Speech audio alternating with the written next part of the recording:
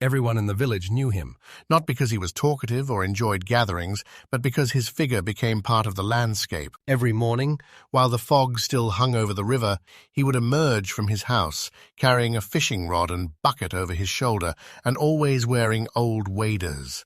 These high rubber boots, smelling of fish and river water, seemed like a second skin. No one saw him without them, not in summer, not in fall, not even on hot days, when other fishermen preferred to sit barefoot on the bank. His name was Stepan, but more often he was simply called the fisherman. In the village, names were rarely used when referring to those whose role was too obvious. For everyone, he was the embodiment of the river, a part of it. "Where is Stepan?" visitors would ask. "By the river," the locals would answer, and that was enough. His house stood on the edge of the village, closest to the water, a small hut with a slanted veranda where nets dried and strings of fish hung. Inside, the furnishings were simple: a table, a bed, a stove, and a couple of old photographs on the wall. One showed him as a young man, in military uniform. The other showed him with his wife, who had died many years ago. Since then, he had lived alone, and the river had become his only companion. Every morning, he went out to the water at the same time. Neighbors said you could set your watch by his steps. He walked slowly but confidently, whistling the same melody, simple, drawn out, like a lullaby. Children playing by the shore would sometimes join in, and it seemed as if the river itself was singing along with him. The river was his world. He knew every bend, every hole, every place where fish hid. He could stand knee-deep in water for hours, motionless, as if part of the landscape. Sometimes it seemed he was talking to the river. He'd tilt his head, listen to its splash, and a look would appear in his eyes, as if he understood the language of water. The neighbors treated him with respect and a touch of caution. He was kind and always willing to help, but there was always a sense of distance in his presence, as if he didn't quite live there, but somewhere between the village and the river. One evening, sitting by the fire, the old men reminisced. Stepan used to spend time on the river as a boy. He'd leave in the morning and return only at night, with a bucket full of fish. He said time flows differently there. At the time, it seemed like a childish fantasy, but over the years his words began to ring true. The river in those parts was special. Wide and slow-flowing, it wound around the village as if guarding it. But on foggy mornings, it took on a different appearance, endless without banks. People said that at such times, one could get lost even in familiar places. And it was on such mornings that Stepan was most often seen. His silhouette, wading through the water, standing motionless in the water, looked like a shadow, like a ghost. He never complained of loneliness. On the contrary, he said the river gave him everything: food, peace, and answers to questions he couldn't ask others. Sometimes he would bring fish to the village and distribute it among his neighbors, especially widows and the elderly. "I don't need much," he would say, smiling his quiet, almost imperceptible smile. Something else in his eyes, as if he saw more than everyone else. Sometimes when he returned from fishing, the children would ask, "Grandpa Stepan, what's down there in the river?" He'd look at them intently and answer, "There's a road there, but not for everyone." These words stuck in their minds. Adults dismissed them. "What's he making up, old man?" But the children sensed there was no humor in his voice. So the years passed. The wading fisherman became a part of village life, like the church bell or the old oak tree in the square. No one wondered where he found the strength to go to the river every day. No one was surprised that he never got sick, never complained. He simply was. And yet, there was always a sense of mystery in his presence, as if he were guarding something that couldn't be expressed in words, as if the river had entrusted him with its secret, and he carried it within himself, as he carried his wading vessels, habitually, inseparably, until the end. That's why, when he didn't return from fishing one day, the village froze. It was as incredible as if a river had suddenly stopped flowing. That morning was no different from any other. Fog hung over the river, and the village awoke to the crowing of roosters and the barking of dogs. The neighbors saw Stepan. He was walking his usual path, with a bucket and fishing rod, on his usual wading expeditions. He whistled the same tune as always, and it seemed as if everything was going as usual. but he didn't return in the evening. At first, no one was surprised. He'd sometimes linger by the river until dark, especially in the summer when the fishing was good. But when night fell and his house remained empty, the neighbors became wary. Nets hung on the veranda, there was no fire in the stove, and the door was locked from the inside. The next day, they began searching for him. Men walked along the shore, women called his name, children ran along the paths. They found only a bucket and a fishing rod, carefully placed near a rock. There were no signs of a struggle. The grass was untrodden, the earth was undisturbed. It seemed he had simply unwound his waders and stepped into the water. The river was calm, no eddies, no strong current. Rescuers examined the riverbed and combed the forest, but found nothing. No clothes, no body, not even a trace. Rumors spread quickly. Some said he drowned, others that he'd left of his own accord, tired of being alone. But the elders shook their heads. It doesn't seem likely. Stepan would never have left his things like that. An uneasy silence fell over the village. In the evenings, people locked their doors earlier than usual, and children stopped playing by the river. It seemed as if the water had taken not only people, but also their usual sense of security. Weeks passed, then months. The search was abandoned. Stepan's house was deserted. The windows were covered in cobwebs, and the nets on the veranda were rotting from the rain.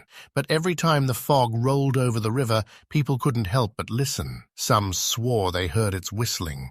Some said they saw a silhouette wading through the water, knee-deep in it. But when they got closer, there was no one there. Thus, the fisherman's disappearance became the stuff of legend, and the more time passed, the more it seemed that he hadn't simply vanished, but had gone wherever the river led him. When it became clear Stepan hadn't returned, the village erupted in alarm. At first, the neighbors assumed he'd simply lingered by the river, but on the second day, when his house remained empty and the same nets hung on the veranda, people gathered at the well and decided they had to search. The men took their boats and walked along the shore. The women called his name, chatting across the river. Children ran along the paths, peering into the bushes, as if hoping he had simply fallen asleep somewhere in the shade. But it was all in vain. All they found was a bucket and a fishing rod. They were neatly positioned near a rock, as if their owner had set them down for a moment and then walked away. There were no signs of a struggle. The ground around them was dry, the grass untrodden. It seemed he had simply vanished into thin air. On the third day, rescuers were called. People arrived with boats, echo sounders, and dogs. They combed the seabed, checked every meter of the shore, and peered into the forest. But they found nothing. No clothes, no body, not even a trace. In the evening, around the fire, the old men shook their heads. It doesn't look like a drowned man.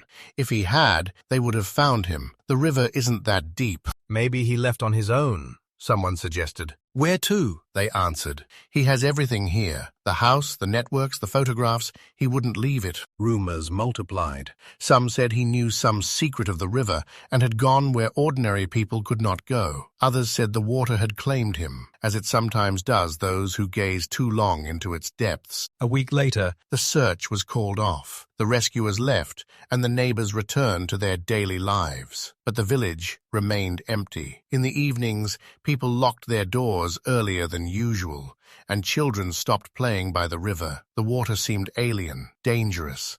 And yet, sometimes on foggy mornings, someone would hear its whistle, that same drawn-out, lullaby-like sound. People would stop and listen, but the sound would vanish into the fog.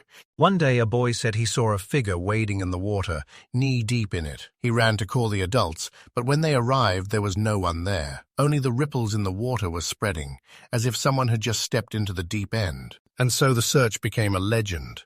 No one knew what had happened to Stepan, but everyone sensed that he hadn't simply vanished. He had gone wherever the river led him. Years passed.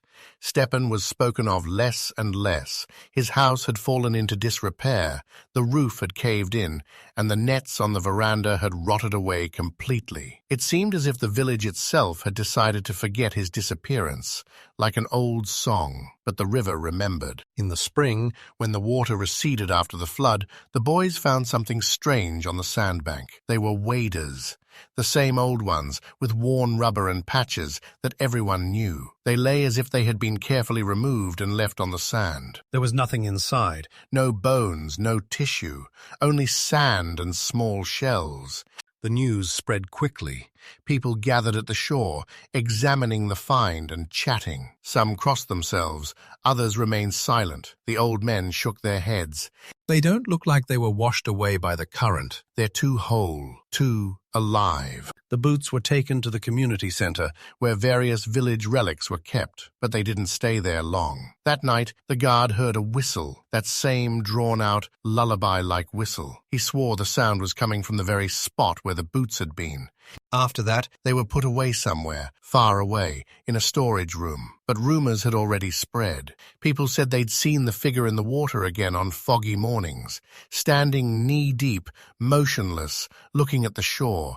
And every time someone asked, "What if it's him?" the answer was silence, because no one knew what was scarier, admitting he'd drowned or believing he was still there with the river. Over time, the fisherman's disappearance ceased to be just a story. It became part of the village memory, the same one whispered around the stove or on long winter evenings. Older people said they could hear his whistle on foggy mornings, a drawn-out, lullaby-like sound. Young people laughed, but still tried to avoid the river at such times. The children were playing fisherman. One stood motionless in the water, while the others called out his name. The game always ended the same way. Someone started crying because it seemed to them that the figure in the water wasn't playing, but rather staring too seriously. The waders found in the shallows remained in the community center's storage room. No one dared throw them away, but they didn't want to keep them in plain sight either. It seemed they held more than just rubber and patches. Decades passed. The village changed. Many people left. The houses stood empty, but the river remained the same, and whenever fog rolled over it, people involuntarily slowed their pace. Because in that silence, one could hear not only the splash of water, but also a strange whistle, familiar, stubborn, eternal. And so the fisherman's story became a legend, and no one anymore asked what happened to him, because the answer was simple and terrifying. He became part of the river,